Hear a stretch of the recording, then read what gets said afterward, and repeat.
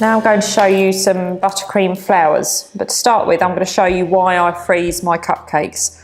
As I showed you earlier, I put them in a bag and put them in the freezer. Now when I start to pipe my flowers, I remove them straight from the freezer and pipe onto them. I don't bring them out to defrost them, I use them immediately.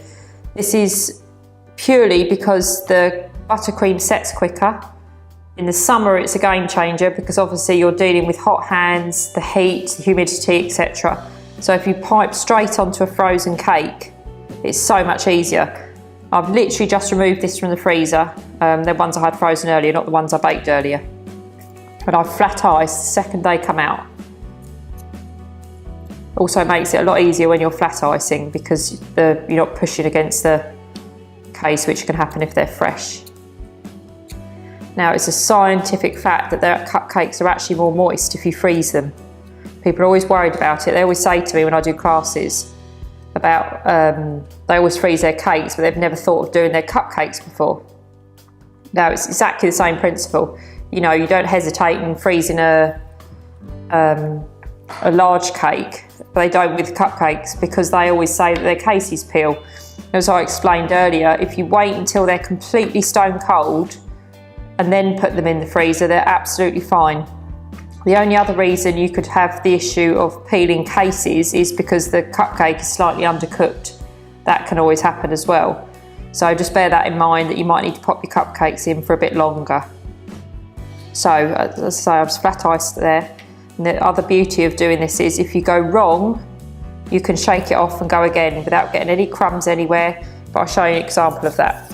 So to begin with, I'm going to show you the Swirl Rose. For this you use the Wilton 2D. Most people have this as a standard nozzle anyway if you're doing big cakes, or you want sort of the Mr. Whippy shape if you're doing, say, flavoured cupcakes. So this is what I use for the Swirl Rose.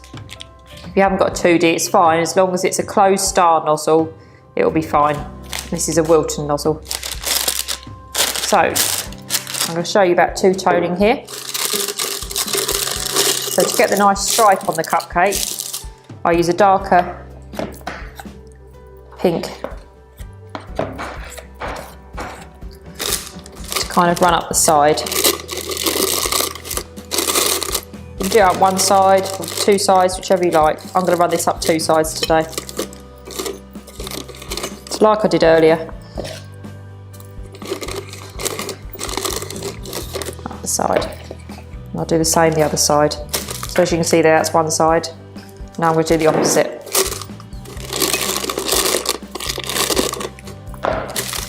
Like so.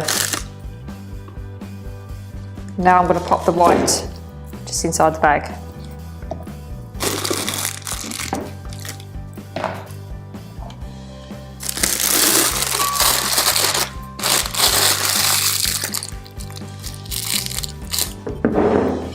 Quite often when I do my classes, everyone always says, oh, I can do the Swirl Rose, I've been doing that for ages, whatever. But there's a certain way of doing these where you don't end up with loads and loads of rows of petals. Most people's common problem is going too quickly. It's all just really slow. It's like that with all my flowers. Just do it all really slowly and calmly, and then you'll have a beautiful Swirl Rose. So to begin with, vertical. Touch the cake because it's got to adhere to something. Squeeze, turn. As you can see, I've got the nozzle in the air. It's not touching the other petal, and I'm going really slowly. And some people go the other way, that's absolutely fine.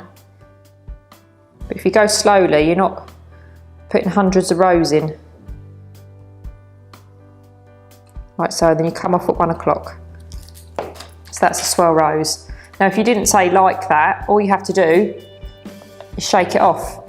That's the beauty of freezing them. You wouldn't have that if it was a fresh cupcake.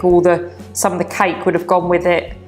Whereas this, you've got a nice flat surface again, so you can go again.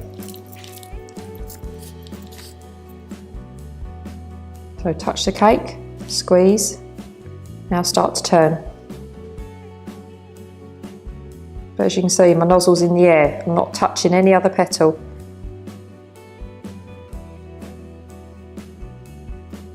And let it just drape round. so you can't see any of the case. And come off at 1 o'clock. Or obviously if you're going the other way, you'd be coming off at 10 o'clock. Some people go the opposite way to what I do, so you'd be coming off here. But I always come off at 1 o'clock. And that's your Swirl Rose. And the difference is with this, doing the two-tone, it makes it look more realistic again. By having the edging on it. Again, you can do it the other way around. You could have done it pink with a white edge, whichever you like. But give that a go first.